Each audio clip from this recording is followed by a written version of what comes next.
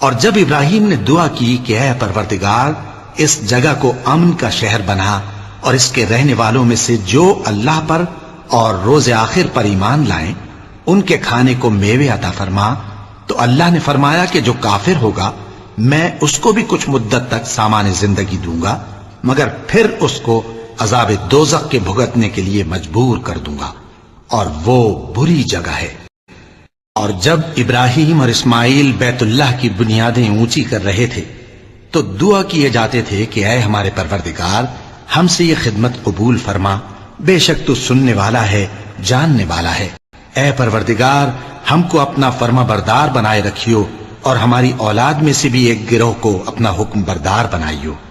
और परवरदिगार, हमें हमारे तरीके इबादत बता और हमारे हाल पर रहम के साथ तवज्जो फरमा, बेशक तू ही तवज्जो फरमाने वाला है, मेहरबान है।